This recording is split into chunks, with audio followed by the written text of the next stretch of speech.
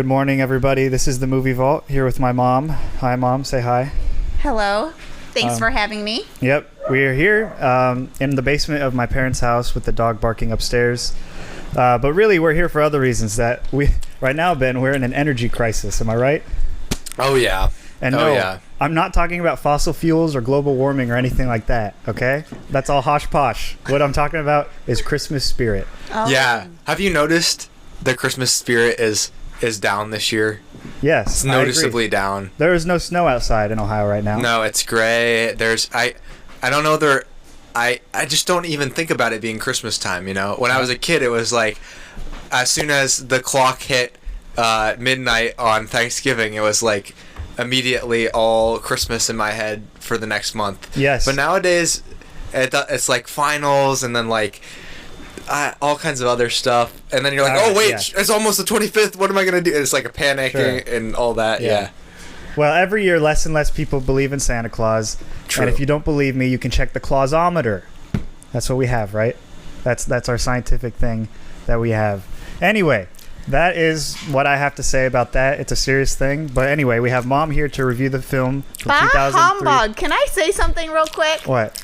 I have Christmas spirit, and I'm a lot older than you guys, so you need to get your Christmas spirit back. This is unacceptable to be so low on Christmas spirit at your age. You still have your whole life in front of you to celebrate and get excited about Christmas. We will see. I think kids are becoming more cynical earlier and earlier than their parents used to be. It used to take, 20, 30, 40 years of life to become cynical. Now it only takes like 15 years before you become so jaded. Yeah. People used to be excited to get jobs. Yeah. Well, now we do anything we can to stop. Well, as soon as you watch, I've been watching. I haven't finished it yet, but the movie Office Space, that you never want to work a job ever again, if that's what your future's going to be like. Yeah.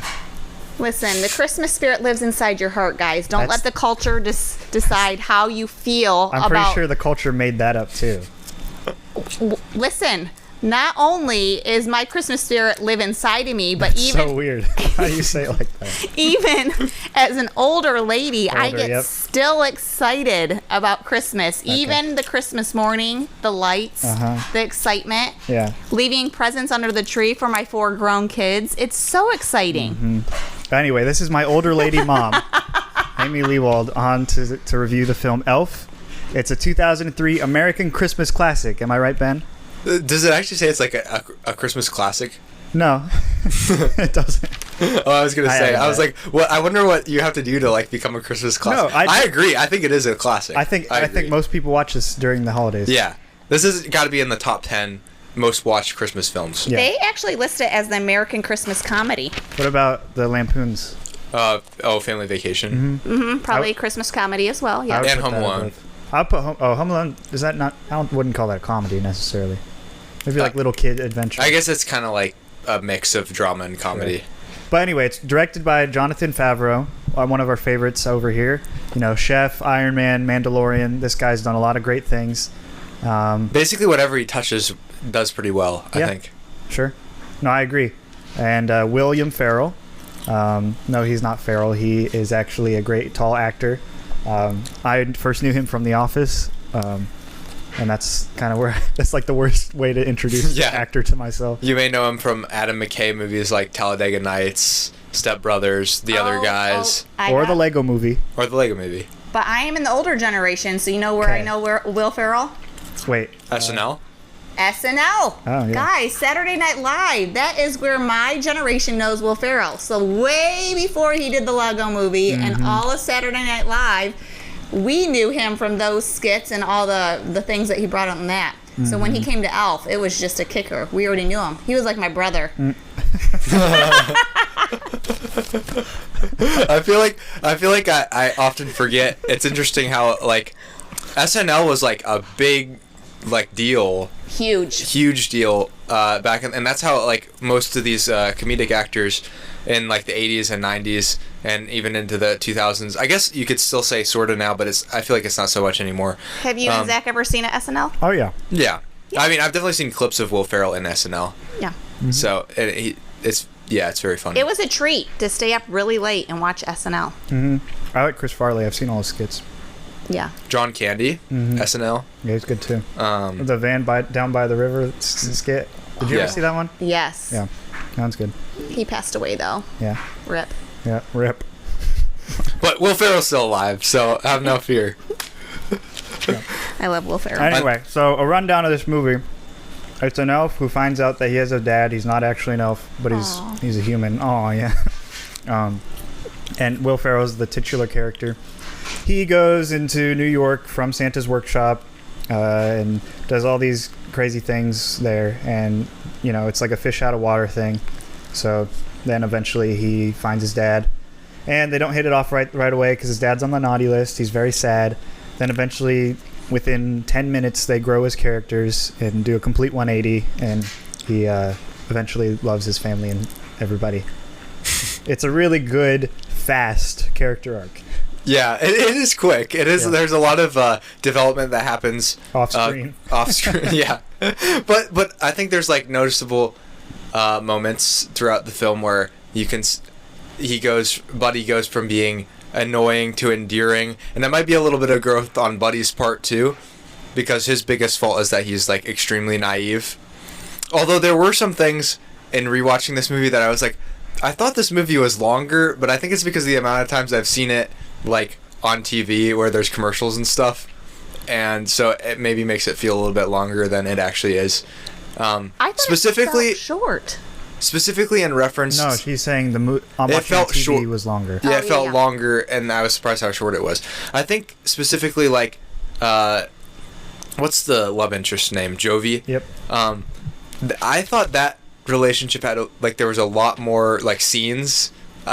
And there were really only like a couple scenes, and I thought there was like a scene where they like I must have just been like imagining the film based on some other film. I haven't seen this in like a couple of years probably, so I thought that there was like a point where she got like mad at him and like kind of left, and then he like won her back, but that actually never happens. They just kind of just don't see each other for a little bit in the film, and then they're like together by the end. The love story developed from the very beginning, and this is one of the reasons I picked Elf, guys, is because when you asked me to do a Christmas movie, I was going to pick a cheesy Hallmark movie, but Zach told me no. And so Elf, I thought it was filled with comedy, it was filled with romance, and it had a little bit of a lesson in there of acceptance. And so... Oh yeah, that's what we're all about here. So there was lots of building characters, and there was lots of building of relationships in it. So I loved it, and of course there was a happy ending. Mm-hmm.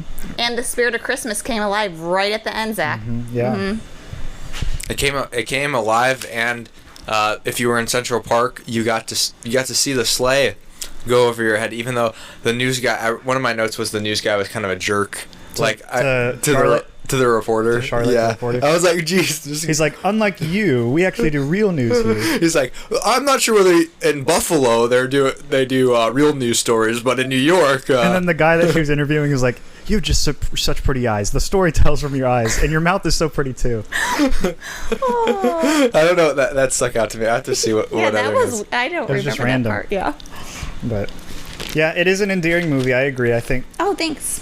Oh, yep. And I think Will Ferrell is a pretty likable actor in himself. I know a lot of people in my life that don't like Will Ferrell. I don't know why he creeps them out, I guess. But to me, I like Will Ferrell. I grew up watching this movie. I know this movie pretty well.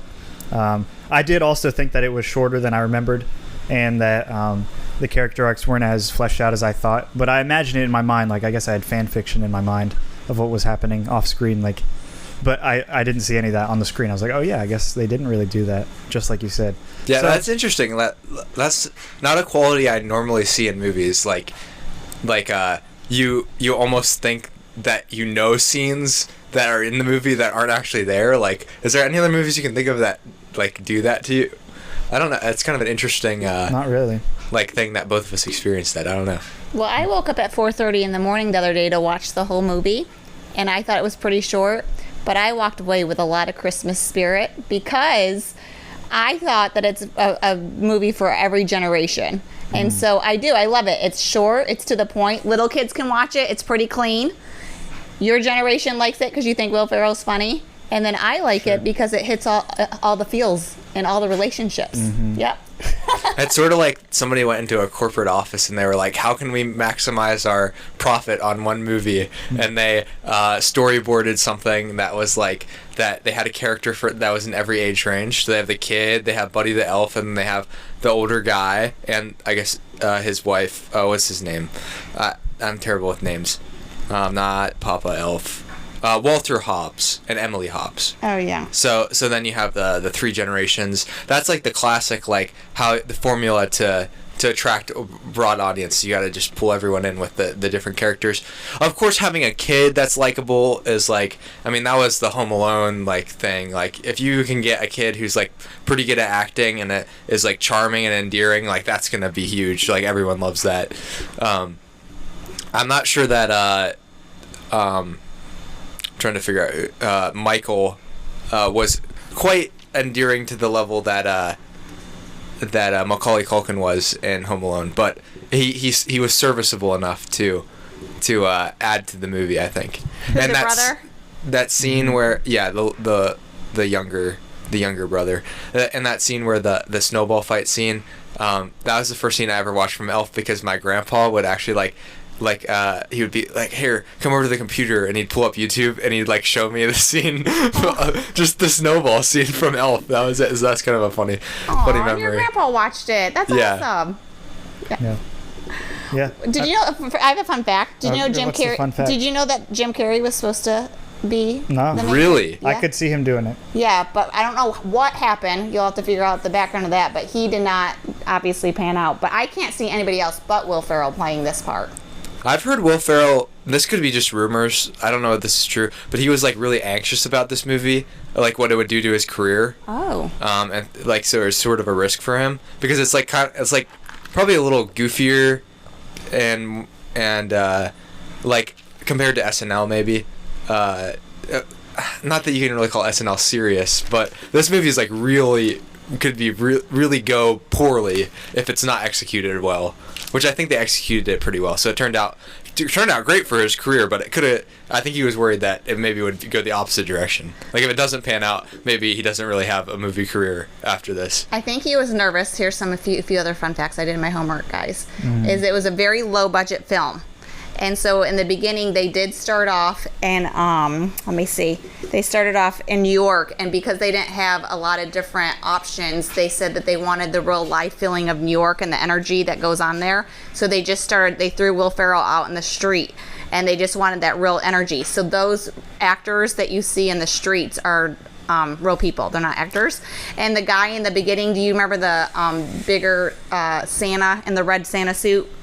He's like kind of walking in the street. Mm-hmm. That wasn't an actor. That was just like a random guy that he went up and touched. And the directors said... That he called Santa? Yeah. And they said that they were really nervous because they didn't know what that guy was going to do to Will Ferrell because they didn't know he was coming. And the very first scene they shot was the subway.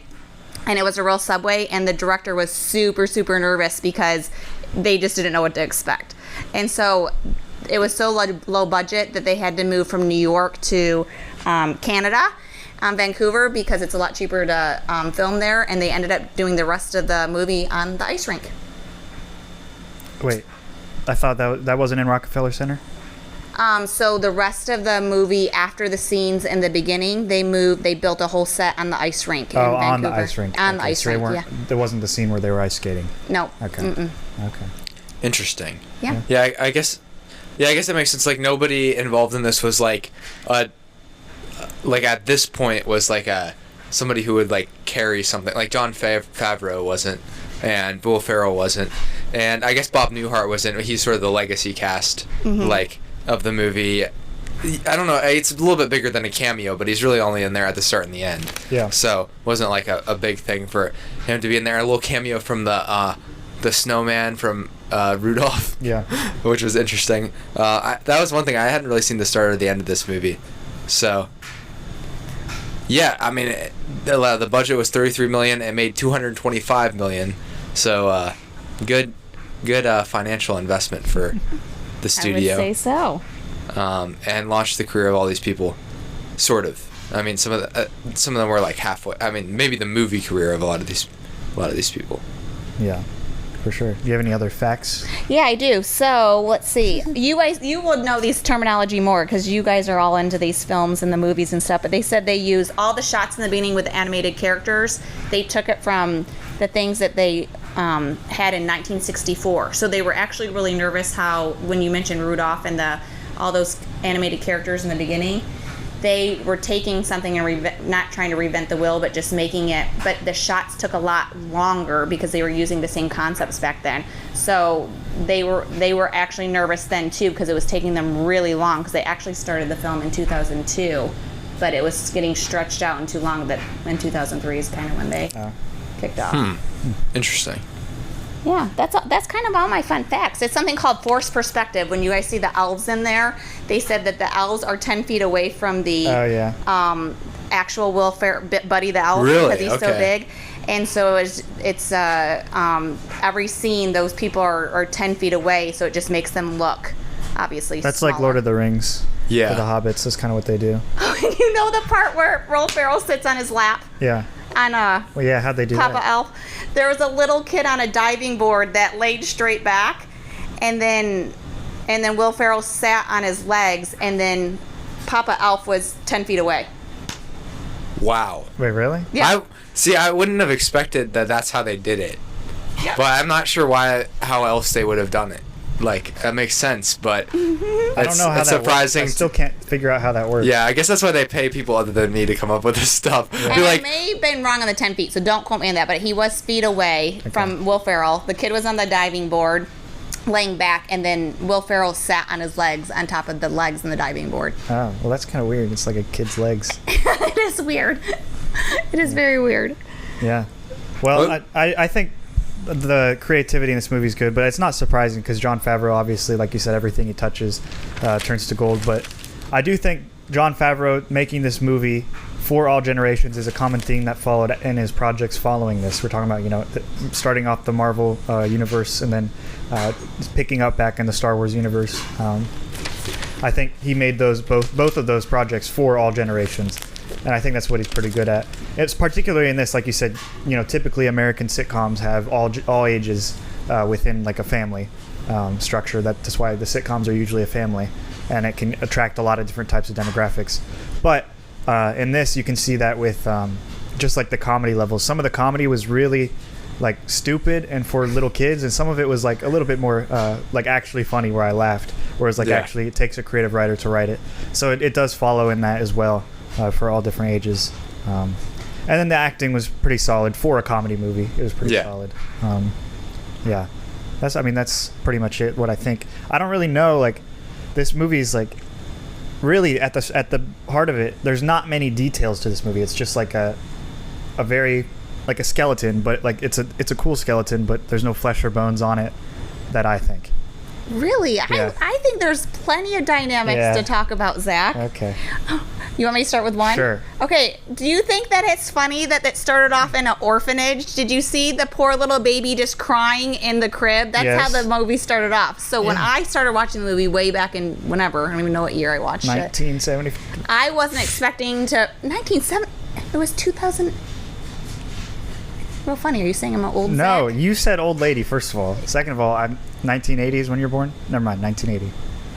Yeah, but anyways, I don't know when I saw this film, but years ago when it started off in the orphanage and the baby crawling out into Santa's sack, I didn't expect it to go into this whole-fledged New York scene and everything else developing into the love story, the relationship into the family, which I will say, the one character that is awesome is... Can you imagine if this was a real life story, which I know it's not because it's talking about Santa and everything else, but the mom in the story. The mom and how accepting she is of the husband having a long lost child with another woman that he never knew, and then all of a sudden she's like, just come live with me. And I'm like, huh? She was a good sport about it. She said, "Oh, that's so great that you have another kid." Yeah, she was being like very positive as possible. Like, yeah. I thought that was interesting. And she had much higher tolerance for his behavior. I mean, his lack of fathering. His dad kind of had a high tolerance for his behavior in a way because, like, his behavior would be pretty intimidating, perhaps, if you were, which nobody would be used to that kind of behavior, because it was like theoretical of what an elf might be like. But his mom was really like, she was trying her best to like. Yeah, she was like overly accepting. It was kind of creepy. She's like, yeah, you can stay at my house, and I was like, that's kind of, wow, that's really welcoming. I don't know that what that says about the state that she thinks the rest of the family's in. That she's like, oh, this might be an opportunity to fix things through having adding something new, I guess. I don't know. Right. Like there's She sort did of kind that of use angle. it to her advantage when she's like, okay, well, you kind of have to like help your son. You have to be a father for your son, Michael, because she's like, you're not really there for him. Yeah, he had to step it up in fatherhood, didn't he? Yeah. In many ways. It was like a challenge for him, maybe. So she really manipulated the whole scenario. Okay, she did not. She stuck it to him. She said, you have to step it up. You have to step it up, or I'm not going to raise them. You're going to have to figure this out. Remember, he wanted her to stay home from work and help her out. But anyways, I thought that her character was very interesting in how they wrote of how accepting For like she was. the 6 minutes and the 8 lines that she had. Yeah. Yeah. Yeah. Sure. And she's a terrible singer. Oh, I don't remember her At the end when she's singing, Oh. she starts singing. It was True. terrible. She So- voice cracked twice in one. Oh, I think Jovi's voice was beautiful. Oh, hers was fine. Yeah. Yeah. Yeah, but, the dad was also not very good at singing either, Walter. Not his talent. Yeah. Also, how does that guy end up as a children's book publisher? Like, who's Yeah, hiring? that was interesting. I know it's like for the movie, like, obviously it was convenient for the movie for him to work in publishing, but I was like, is it supposed to be that, like, at one point this guy was a really passionate, like, children's book producer, and now it's like over the years he's become more and more like, okay, I'm just phoning it in, like, it's with our just for kids, who cares, like, this is just a job that pays the bills. It's just so that they could literally sell books based off the movie. Really, because then he makes the book at the end, and that's a real book. Right. So yeah, that's probably true. what it was all for. So. Yeah. Because I was like, I'm not sure he's believable. Although it was funny. I got a good laugh after out of how they were like his two henchmen. I don't know what their names were. Oh, that was Kyle Gass was one of them. Oh, really? Yeah. Yeah. And I didn't know that. and I liked how they described when they were trying to get Finch in on the Miles Finch in on the project. Oh, yeah. They called him and they were like, yeah, your books are so existential yet accessible. They were describing children's books. And they were using words like they were critiquing like Dostoevsky or something like that. It's a peach that grows up on a farm. Yeah, their ideas were super cheesy and goofy. But then they looked through Miles Finch's book and they were like the same. One of them is about a tomato. Yeah, it's the growing same up on a thing. vegetable farm. You're like, Yeah, and then the one he's like, I have an idea. It's asparagus, but they're really insecure about the color of their pea. I'm like, that's so dumb. I was like, this guy. I'm like, these are like that's like Dumb and Dumber, like the two sidekicks that are just like. But yeah, that's the guy. That's one of the guys with Jack Black on Tenacious D. Oh, really? Yeah. Yeah. I didn't realize that because I didn't get into them till after, and then I watched this and I was like, well, it makes it so much funnier when you know how stupid that guy is and the stupid things he does in real life. So, and then I forget what the other actor is in that between the two, but you see him everywhere. They're that guys, if you will. Those guys, yeah, for sure. Those guys, Yeah. Well, I guess a good thing to be asking would be why what would be your favorite maybe scene of the movie? I guess. Ooh, can I tell you some of my favorite parts? I mean, yeah, Yeah. that's what I'm asking. Oh, okay, cool. I never thought you'd ask, Zach. Yeah. So, one of my favorite quotes and scenes is on the cups that I just gave you guys, which is Will Ferrell, and it says, "Smiling is my favorite." And so Will, Buddy the Elf, is just always happy, no matter what his circumstances are. He was sad in the beginning, and there did show some different emotions toward the end when he thought his dad like cut him off and stuff, but he was always smiling, and he used that phrase a lot when people didn't understand why he was smiling, but obviously it was the Christmas spirit in his heart, Zach. Some of my favorite scenes were the stupid stuff with the spaghetti, how he always loved spaghetti and ate syrup on it, all the foods that he brought into that they brought into this movie. Did he do any other? Oh, he would eat cotton balls. Do you remember that scene? Yeah. I thought Yes, that was really yes, funny. that was weird. Yeah, he That was a little in the off-putting. doctor's office. Yeah, so all like the things that he brought in the fact of food or whatever, that made me giggle for some He's just like reason. endlessly curious. Yeah. That's one of his things. He's just always like, Picking at everything like a little Yeah. kid. But one of my favorite scenes is in the department store is when he was still thinking that New York was probably this place where there was the real Santa, like the North Pole. And he thought Santa was coming the next day. And so he stayed up all night and did all the snowflakes from paper, and he had a light bright, and he did all those cool pictures. He built some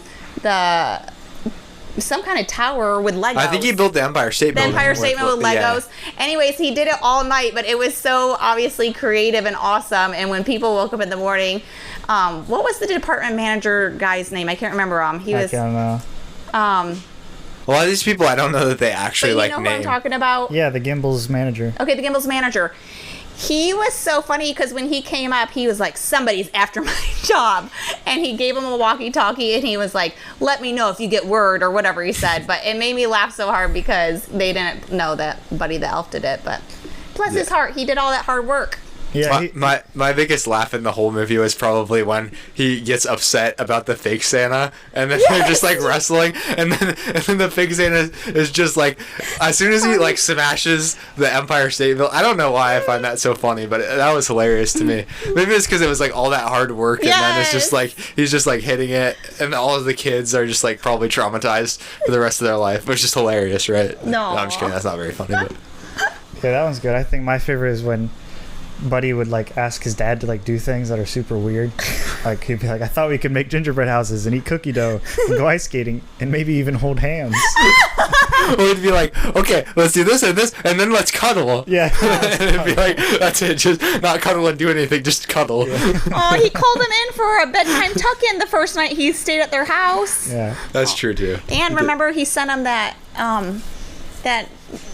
naughty outfit for somebody special.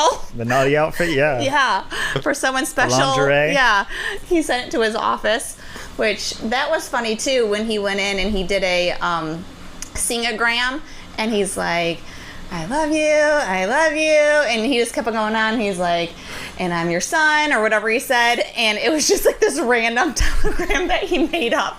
I'm sure that Will Ferrell, I would love to know if he just ad-libbed that into the moment, because it just sounded so random, but it was just funny.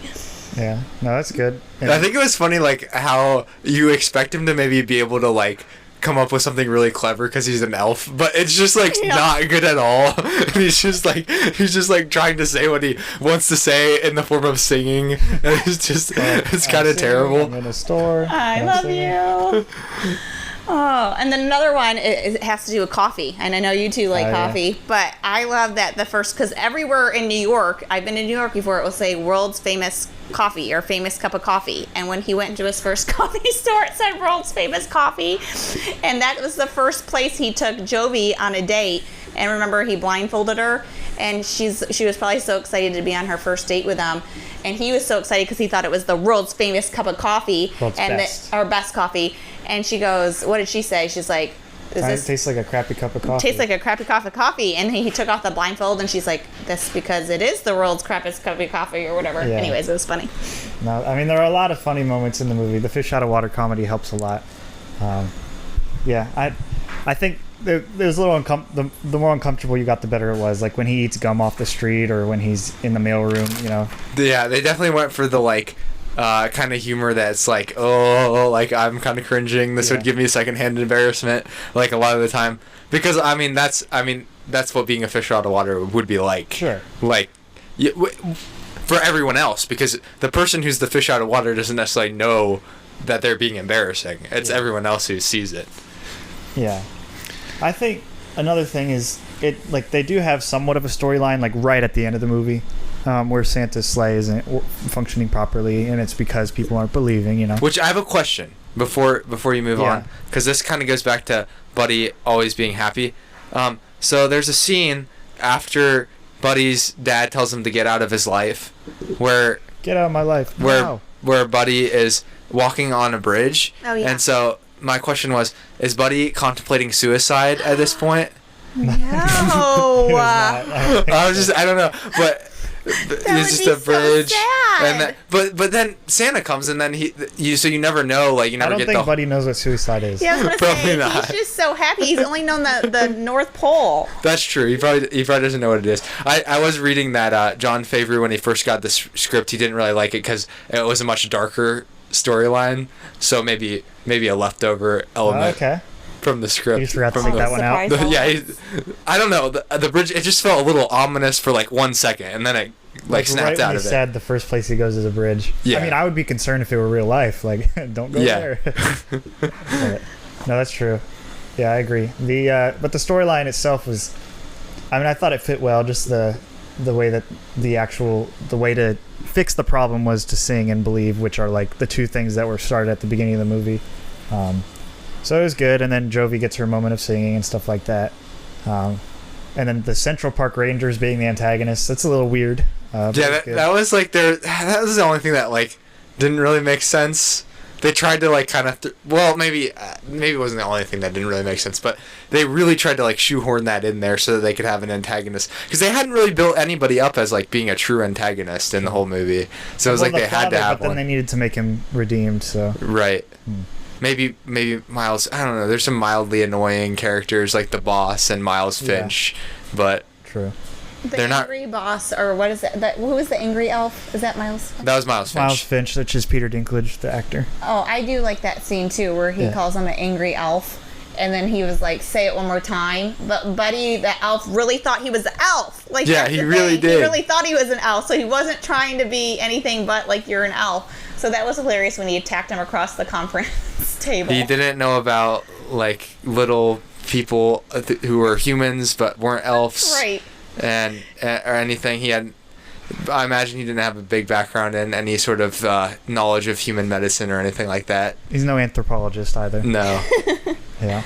No, there are a lot of moments where he assumes his elf culture onto other people. Like, where he's talking to the guy in the mailroom and he's like, my dad didn't even become the head tinkerer until he was 490. And he's like, yeah, man. He starts laughing. That was a pretty funny scene too. He's drunk. When I first watched that scene when I was younger, I always thought that one was funny. Just him being like, oh, do you pour coffee into your, or what was syrup into your coffee? That's a great idea. And then he just dumps the whole. He's like, ooh, I love syrup. Yes, I do. Oh, I love it so much. As he's pouring it in. I was wondering whether like the guy would be like annoyed, like he probably expecting him to put a little bit in, and he dumps the whole thing in. Like that was all my alcohol. Although I don't know how much those cost. It might not be a lot of money, but yeah. No, that was good. I mean, it really is the story's at the end. And most of the comedy is like throughout the movie, but the story moves on. Like, he has a good relationship with Michael by the end, and the father and the mom. So what about Jovi, the love story? Yeah, I mean, that's great too. Can we talk about that for a second? Sure, go ahead. All right. Well, since he was an elf, he didn't really know how to, what that probably looked like. So I was impressed how they wrote it in with. It started with Jovi in the department store, and her beauty just caught his eye.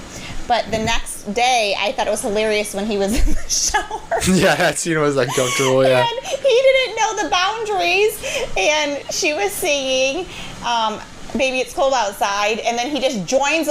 I can imagine being in the shower in a public place, and then all of a sudden a guy just joining in the last verse. That's why you don't go in the public shower. Oh, it's gross. But she had her water turned off, so I guess she had to be in there. Don't shower. But it's just funny because knowing Buddy, that it's like so innocent. Yes. But of course, if you're the girl, you're not assuming it's innocent. You're like, this guy is up to no good, and I'm mad at him, and he's just had to prove kind of that he was just completely naive to the situation. But he drew it back afterwards when she called him over to how beautiful her voice was. So I feel like she knew his sincerity after that. But then their first date that he took her on was hilarious because it was just all childlike. I think it brought her back to like just being a child. And remember, they did the revolving door, and they were walking down the street. They got the crappy cup of coffee, and then they went to Rockefeller Center, which I love that scene too. I should have mentioned that as well. And so when that happened, he goes to kiss her on the cheek, and then he got really timid and backed away. And then she pulled in for a big kiss because she really wanted a kiss. So she said, "You missed." Yeah, you missed. That was clever. Her hint. Yeah. That was her hint. She was trying to help him. And fun fact, me and your dad, Zach, have been to Rockefeller Center and skated on that ice. Ooh, so fun. Isn't that awesome? That is a good fact right there. That's good. Yeah. I skated on the same ice as Will Ferrell. Did you kiss Dad? He kissed me on the cheek, and I said, "You missed," and then he planted one heavy on my lips. What's wrong with Recreation of the scene from Elf. Yeah, we Wow. recreated it. Yeah. Anyways, so. Yeah, okay. Yeah. And then it develops to the end. I mean, they really just, she loves him for his... Yeah, there's no struggle, though. That's the thing. Yeah, that was what I was that talking was about. Like, I interesting. was expecting there to be like a thing where they get mad at each other at some point, or one of them, or she gets mad at him, or he Right. does something stupid. Like, but I think that's because that's the trope in like most rom-coms, and this really isn't like a rom-com. It's like a comedy that has a romantic like side of it. Rom. It's a com-rom. Switch it, Yeah, because I've watched a couple romantic comedies with Emma over the last like month or two, and I just noticed like the tropes, and there's always a scene like where the girl and the guy there's some misunderstanding, and There's always a there's conflict, like and then they need it's usually some sort of miscommunication, and they just assume the worst about the other person. They just get really mad. That's precisely why we didn't do a Hallmark movie today. Yeah, that is exactly what happens in Hallmark's, Ben. That's like my favorite. It is. I will say that it is extremely hard, and this isn't something that I like tried to do. But it's.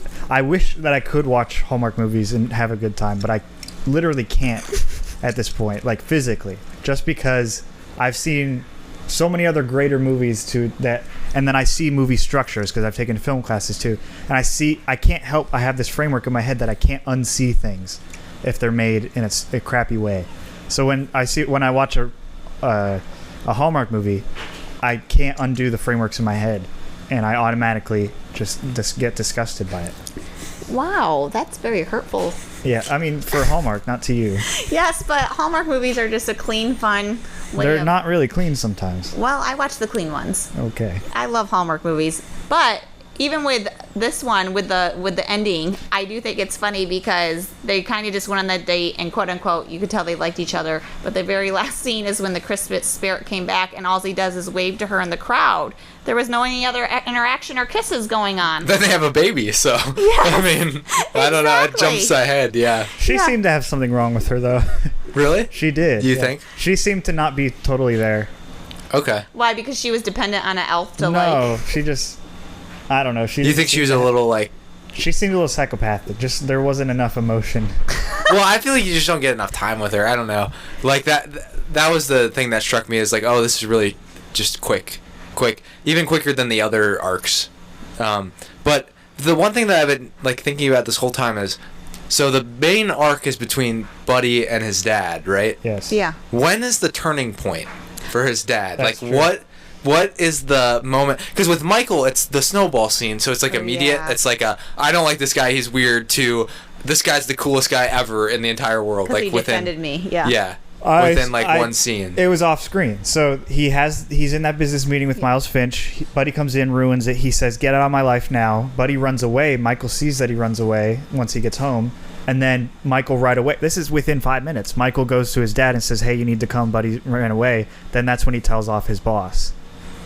So you think it's like at that moment it was like everything adding up in one moment? Like he realizes this is like the company I work for is dumb, and they're asking me to do things that are ridiculous. No, it's what Michael said. Michael said, he said, you should come. Buddy loves everyone, and you love yourself. Oh, did he say that? I can't remember. Yes. I think that was the turning point. And whatever he said to Buddy in front of his co-workers or the people that he was over. What? I can't remember what remember when the final thing when he kicked Buddy out of his office. When he said, "Get out of my life now."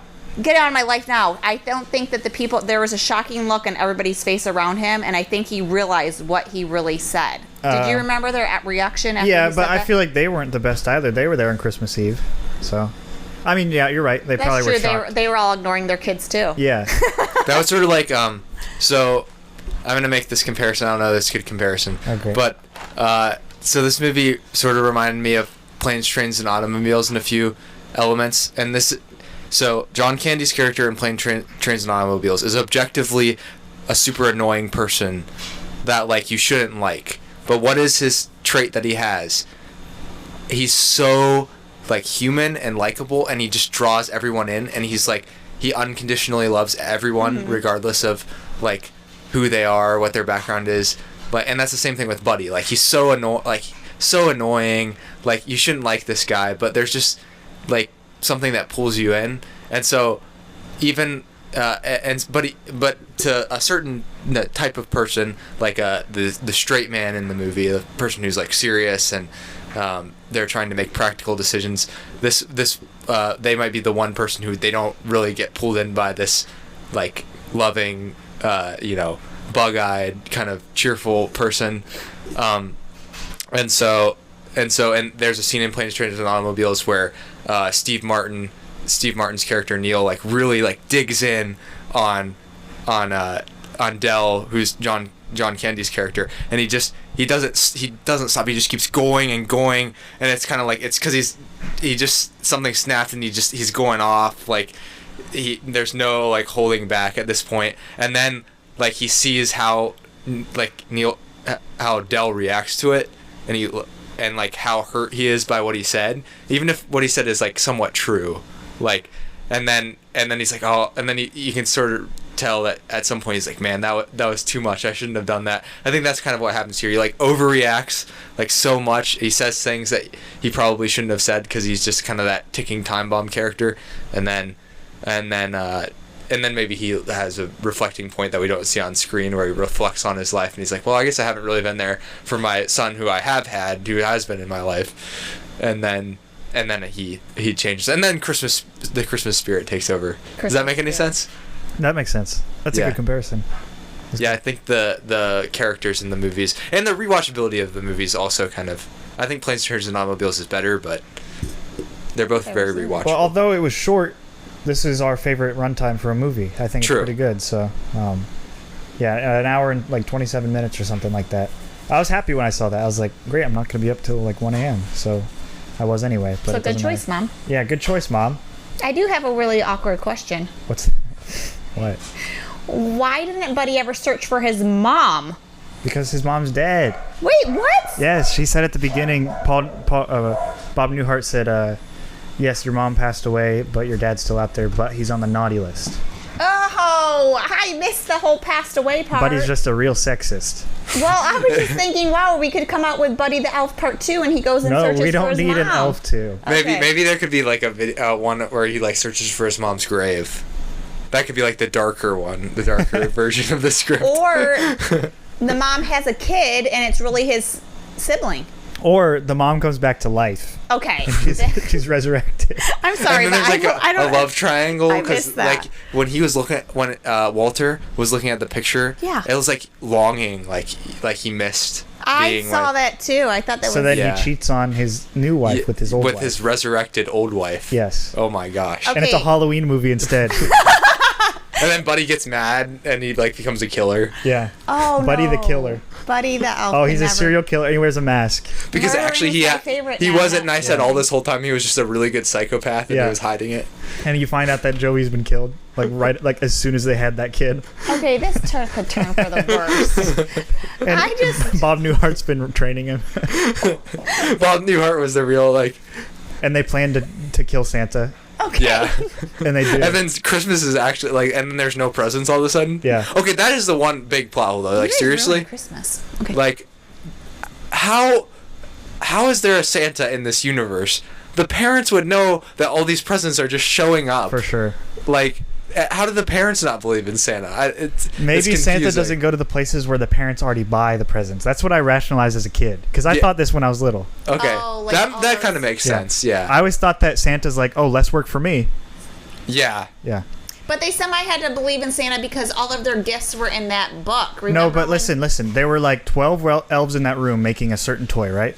They each had a quota to make 1,000 a day, right? Because he says you're 915 behind schedule and he only made 85. So, if they have 1,000 quota and there's 12 in that room, that's 12,000. 12,000 a day makes like what, 400,000? Like 450,000, right? So then what are you supposed to like do with that? Or 4 million or something like that. But that's not enough for all the kids in the world. You're talking about over 1 billion kids, right? Or maybe 2? I don't know. I don't know how many. I don't know what the ratio of kids to adults are what at percentage? this day and age. But I always thought like there has to be parents that get their kids presents because Santa can't get every single child at that rate. They must have had to have so many other elves to make 1,000 toys a day. Really, my rationalization as a kid was that I thought that Santa just like ordered from Amazon. Like I was like, there's no way he's making all this stuff. Like, Santa just walks through the aisles. He outsourced. He's just outsourcing. Yeah, I mean, the Santa's toys are being made in sweatshops in China too. Like sure. he's not above Nike and the other corporations. For sure, he's just a big CEO that's very mysterious. But he probably has like the highest, like most things sold. But he gives them for free. His business is a terrible model, though. For free? Yeah, it's like giving them all out for free. Once a day, though. He gets. So where's his actual money? Do you think he has like oil? He's drilling oil, like. That's why in the North Pole. Yeah, in the North Pole. So really, like Santa's like a big secret, like a part of the oil. I think Santa's a cover for the government digging up there. Yeah, but why wouldn't there be wars in the North Pole then? Because if there was that's where the oil resource is. They barricade it off. Oh, okay. It's like Wakanda, kind of. Yeah. Then why aren't the gas prices lower then? Because they want the money. That's that's true. Okay. Duh. I mean, we don't know about it, so we don't know that they're like limiting the amount of oil that's coming out. And Mrs. Claus is just when women got women's suffrage and stuff like that, and they got all the rights, then they had to add a Mrs. Claus because people were really mad. They're like, why doesn't Santa have a Mrs. Claus? So they gave him an equal. There is a Santa Claus, and if kids listen to this, you're just going to ruin their life. That it's a government cover-up? Yes. It's actually, it derives from like very European ideas that were very paganistic back then. Well, when I believed in Santa, I just thought it was magical, and I didn't think about it in detail. That is the problem. Right I just knew that they boomed under my tree Christmas morning. See, people expect that and then don't think about it. Like, where do the presents cost something? Yeah. Nothing is free. I mean, I was reading like I was 4, Zach. books about the economy when I was like 6. So. Yeah. Well, you're so smart. Well, I got less smart as I got older. Did you get those from Santa Claus? Yeah, probably, honestly. Yeah. Santa's like, you need to know how hard I work. There was a book called Whatever Happened to Penny Candy that was about inflation that we read when we were like, I don't know, 8, 6, 7, 8, something like that. Okay. It was a good book. That's awesome. Yeah. But my thing with Santa was I was like, okay, my brother always pointed out that the North Pole there's not really like land there, it's just like ice, so there couldn't be like a structure of a house. I was like, so that makes sense. So then we looked at the map and we did some exploration. We were like, well, there's this really, really far north island in Canada, and there's like a city there that probably like 2 people live in, and we're gonna assume that that's where the North Pole, quote unquote, we had them figured out, is set up. But then at one point I was sweeping the floor in the kitchen and I just realized, I was like, there's no way Santa's real. It was just like a moment of realization when I was like 8. I was like, how old were you when you didn't believe? We're probably gonna have to make this episode explicit because we don't want kids to listen to it. So we should start saying a bunch of F-bombs right now.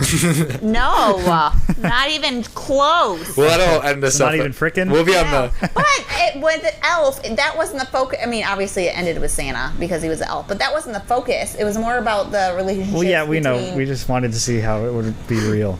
Well, yeah. I mean, this is obviously the most unrealistic movie ever. Ben and I just go down into these tangents for some reason. Yeah, you guys are very dark. He committed suicide. We're going to make a Halloween version, and now it's a conspiracy theory. Maybe this is a reflection of the type of movie we typically watch. Yeah. More than anything. I mean, smiling's too my cheerful favorite. for us. It is. He smiles too much for you guys, I think. That's true. Ben smiles a lot, though. Way more That's than true, me. I do. Way more than me. So one of my favorite lines, I just want to say this because I have a feeling, is when back to the fake Santa. I do have this written down. It made me laugh. It kind of did make me laugh out loud. It says, when he was arguing that you're not the real Santa, he really says, you smell like beef and cheese and you don't smell like the real Santa. That really made me laugh out loud because I don't think that I've ever thought fake Santa smelled like beef and cheese. Well, I'm glad you're not sniffing around. It's good. What? When you sat on Santa's lap, Zach, did you think you smelled like beef and cheese? You mean 2 weeks ago? Yeah, 2 weeks ago. No. It smelled like cologne. Okay, good. I don't think I ever went to a mall Santa. Ever? No. Your parents hate you. I guess. I'm just joking. Yeah. Oh my goodness. Oh, I liked how there's this one thing. They set up They did a nice setup where Jovi says she doesn't like singing in front of people, and then at the end of the movie, she has to sing in front of everyone. So it's like a nice little like overcome your fears arc that they kind of had in there. But it was throughout the whole thing, like singing. Anytime she was in the movie, it was like something revolved around singing. It felt like, so it kind of worked well. And then I was trying to think at the end, how many times did they sing that same line of Santa Claus is coming to town, like over and over again? Because they kept flashing back and forth, and you were like, are they just singing the same like verses, like he sees you when you're sleeping? You're talking about when they filmed it? No, I'm just just in the actual like world of the movie. Oh. How many times over and over did they sing the same A lot. like refrain of Santa Claus is coming to town? Oh, I don't know, probably 6. 6. I mean, why couldn't they like switch to another? Was there more verses to sing? Yes, there are. I had this thought though while they were doing that. They probably had to film the entire song for every single one so that they could pick the best parts from each group. True. And then put them in and then mix them together. Because you can't just film those parts for each group. That would be tough. So I'd assume that they had to film. And then I thought like that biker guy like at the bar was probably like singing the whole song. And then when he watches this movie, he thinks like, oh yeah, I remember singing the whole song, but they only put that clip in. He's like, hey guys, I'm the biker guy and Elf, come on, watch the movie. And or if that Santa, like Mom said, was the like an actual guy, then he's got to be either dead right now or really happy. Sheesh. Why would he be dead? Well, he was so old. Oh, and it was 2002, true. 2003, yeah, 2003. Who do you think the best like minor character in this movie was? Oh, good question, Ben. I'm kind of leaning towards the Gimbals manager. He was funny. I think he was pretty funny. He had good one-liners. Who was my favorite one? He's in it long enough too. Some of the people only get like really one scene. I mean, I like the angry elf that made me laugh, but that was just one little scene. France beat England. That's pretty good. Really? Yeah. So they're the favorite probably. What? To win the whole thing. Oh yeah, they will be. Did you see that Brazil? Yeah, Brazil. Portugal's out. Morocco. That's crazy. Shout out to Morocco. Morocco's the first African team to make it to the semifinals. That's pretty crazy. Yeah. Oh, are we on to the? They have to play France though. Most likely. Yeah, I think they have to play France, and I think it's Croatia versus Argentina. Mm-hmm. So Messi really, this is a golden opportunity. Yeah, they got very lucky. Yeah, they did. They won by 1 shot in the PKs. The last 3 games have been PK shootouts. Wow. Yeah. Anyway, sorry. What were you That's a good segue. Not really. That had nothing to do with anything else that we were talking about. Was there a shootout in this movie? There was no soccer balls. There was no soccer balls. Elf and Santa with a gun. Oh no, they could have. That would be one thing that they could have done. I feel like nowadays they would add some sort of like action movie element to this. Besides the snowball fighting. I guess that's what Home Alone is, though. Yeah, I do think, this. We talked about this movie being like short, but like I don't think that that adding length to this movie would have helped it at all. Not at all. That's what we think. Most movies have too much. Yeah. So it being lean, I think this is like the best version of the movie that it could be. Mm-hmm. The only other thing you do is like somehow have had John Hughes write this movie. I think that might have made it a little bit better, but or Quentin Tarantino. Elf. It would be so much. That would be so cool, actually. That would have been a much different movie, but cool. Yeah, I'm not sure how Will Ferrell and Quentin Tarantino would. Or Christopher Nolan doing it. And it's just like some weird time thing. Yeah. Like he would get a lot more into the logic of how Santa worked. He's like, this is why the parents don't know that Santa's real. This is how Santa can get all the way around the world in 24 hours, and give all the gifts. It's like time jumps. Yeah. Yeah. It's because he's got to go to the next time zone, press an hour back. Well, it's also because he goes to space and he knows he studies physics and he can figure out how to travel. So it fits within the science of our universe. So that he's not magical at all. No. Okay. No, it's like you can explain it scientifically. That would be Christopher Nolan. Yeah. Quentin Tarantino would get into like a wicked version of Santa. Yeah. Like a Santa that sleeps around and kills people. Okay, back to Elf. Wes Anderson's would be like, there'd be like cute little sets that were like perfectly symmetrical. Honestly, they should have had Wes Anderson do the opening and closing. I think it would have been better. Oh yeah, for sure. Oh, with the Elf orphanage. is a Broadway musical. Yeah, it's at the Ohio Theater right now. Oh, I was there this I morning. would like to see that. Yeah, And then it also says that Will Ferrell refuses to make an Elf too. good. That's So- a good choice. Yeah, that is a good choice. I'm not sure that you can. He made Anchorman too. I guess no Elf too. He said no Elf too. That's what this says. Well, they'll probably remake it with some other actor eventually, I would imagine. It is a happy-go-lucky Christmas movie, though. It's something that's safe. You can turn it on with the family. You can turn it on with your grandparents. You can turn it on with your pastor, and you're not going to be embarrassed. You can turn it on with your mom. Do you Yeah. agree? Sure. Yeah, it's a good movie. True. I agree. It's definitely a Christmas classic. Yeah, it is a Christmas classic. I watch it every year because it's always on Yeah. USA about 27 times.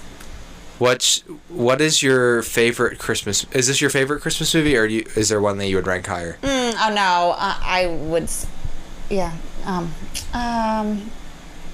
I like love stories. I mean, anything like White Christmas, all the old classic The old movies. classics. Yeah, so Yeah. those ones are. But I didn't want to put you guys through that. So Thank you. yeah. I think Miracle on 34th Street is up there for me. Yes, yeah, I that's really like a that great one. one. That was one that like I went into it not expecting much out of it, so I think that like helped because when I watched it, I was like, wow, this is actually really good. And there's many dynamics we could have talked about with that. But I was trying to keep it simple, clean. There was a love story, fun, and it was relevant. Yeah. Yeah. That's How good. about you, Zach? What's your Polar favorite? Express. Polar Express. Oh, I People do love- don't like it because the animation's creepy, and it is. But I think I've seen that movie more than any other movie, probably. So Okay. yeah, I don't think I've actually seen that in a while, so I'll have to rewatch that. yeah, it's good, and I understand it's creepy. Like the animation. The motion capture. Yeah, it's so weird, but I think it's like if it were to be redone today, I think it would still be popular, because I think just It the is way popular. that the way I mean the way that the story is presented is good. If the animation was better, it would be less creepy. But yeah, Have you ever seen Christmas with the Cranks? No, I have not. Oh, you guys, watch it this Christmas. It is so funny. I guess maybe it's for older ladies, but it's really older really- ladies like you. No, you know, like me. It's really funny. It's with Tim Allen. Okay. Yeah, all the Santa Claus movies. There's many to watch from. There's The too Christmas much to episodes watch. of Home Improvement are pretty good. My I love Home Improvement. my yearly Christmas is Elf, Polar Express, and every single Office Christmas episode. What about all the Santa Clauses? Nope, not a big fan. No? Tim Allen's overrated. Yeah. Home Oh. Alone? I don't watch it every year, but love I've seen Home it. Alone. I usually see Home Alone every year Yeah, at that's, some point. that's like That's a good 99% classic. of people, I bet. It's like Yeah. that's like the Christmas if movie. The Christmas Story? A Christmas Story. That movie was on. So I would go over to a family, like there'd be someone in our family would have like a huge get together. So they'd have TBS on where they have like 24 hours. Oh, yeah. So I don't know that I've ever seen like a Christmas Story like straight through. But Oh. but I've This is- seen every scene. I've seen every scene. Yes. But the All thing clipped about it together. is like you could almost put it in any order and it would like still make sense. It's such a weird movie. And the house is in Cleveland if you guys ever want to Yeah. go visit it. I'm good. Oh. I'm never going to Cleveland. Oh, okay. Never again. Wow. Never say never. Yeah. It's the only place I get into med school. Yeah, that's what I'm saying. Did this revive your Christmas spirit, you guys? I don't know. I'm not really a Christmas guy. Well, is smiling your favorite? It's my fourth or fifth favorite. Do you want to try syrup with your spaghetti tonight? No. Oh, tonight. then Elf really didn't revive your Christmas I bet spirit. that he put all the stuff on the spaghetti, that was probably pretty good. Yeah. Like, I mean, it sounds disgusting, but he might have liked it. well, it'd be sweet, so it has to be good, right? The syrup and just syrup and spaghetti though, Ooh. with the tomato sauce. Yeah. That would probably not be good. Well, yes, indeed. So maybe it isn't hopeless after all. Maybe the spirit is still here. But once Mom dies, we don't know where that spirit will be in the next generation. So, So if somebody listening better find it. yes. Listen, never give up. You have no daughters. What? That means the Christmas spirit is Christmas spirit is not just for it's a women. sex-linked gene. Yes. It is not. Yes, it is. Christmas is not something That's that why every Hallmark movie's about like the ruffian guy who Yep. doesn't have any I'm Christmas that lawyer spirit. that is at that one school, fancy school that hates Christmas. just okay. One of my favorite things, and then and then I have to go, is that when you wake up in the morning and it's really quiet and all the lights are out except your Christmas lights, and then you're drinking your hot coffee, and then you turn on a little Hallmark movie or maybe even Elf. It's a very uncommon scenario. It is, yes, it is very Christmassy and relaxing. Just try it one day this Christmas break, you guys. It's very peaceful. Okay. Take it all in. I'm not going to leave my Christmas lights on overnight, though. Okay. Turn them out when you wake up then, Zach. It's a fire hazard. Oh my. All right. Well, with that, guess we better close the vault. Yep. Hey, Santa, can you come over here and close the vault? Oh, oh, oh. Ding, ding, ding, ling, ling, ding, ding, ding. The reindeer are flying again. They're closing the vault. Ding, ling, ding. He's got an engine on it.